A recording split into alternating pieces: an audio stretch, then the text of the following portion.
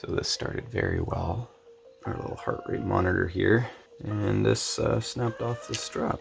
So, because I'm sweaty. That's okay though. Wish me luck.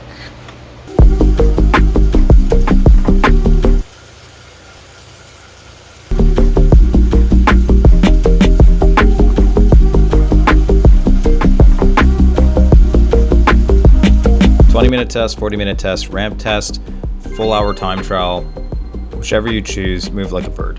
The ramp test, if the name didn't give it away, each 1 minute interval gets harder and harder until you fail. Take 75% of your best 1 minute interval and some portion of the failed interval, and presto, you've got some wildly loose representation of your best 40 to 60 minute power or threshold.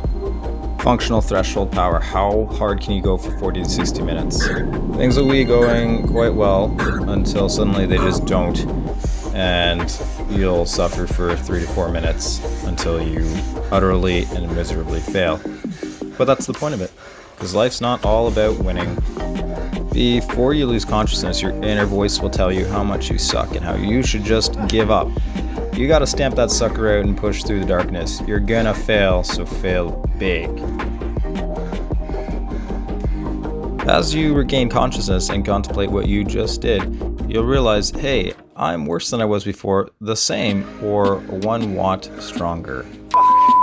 Sometimes, in order to win, you have to lose. 1 watt. 1 watt. Nice. Holy shit.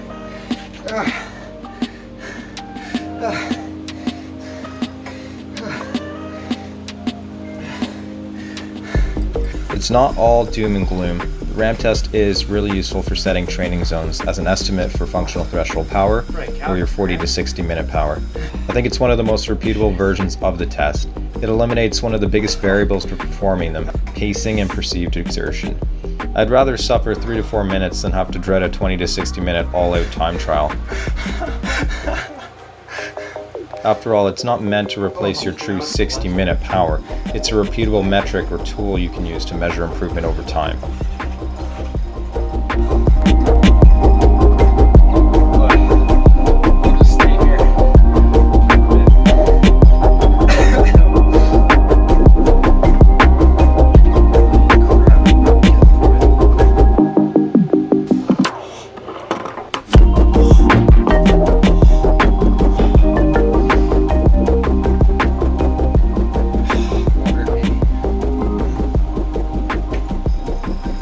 I can't even cool down.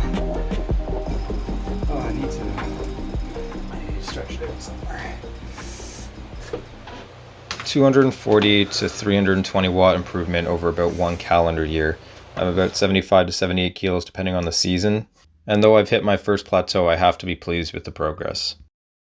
But wait, there's more. On February 26, 2021, I raced the Zwift Criterium course for about 19 minutes, pushed on past the finish line for a minute longer and averaged 356 watts for 20 minutes. Zwift said, hey, your FTP is now 340 watts. Do I believe that? No. Do I want to? Absolutely. It was a variable effort with some standing mixed in there. I wasn't fatigued beforehand as you might want to be for a 20-minute test. But hey, 340 watts is 100 watts greater than 240, and that makes for a great story. See you in the next one.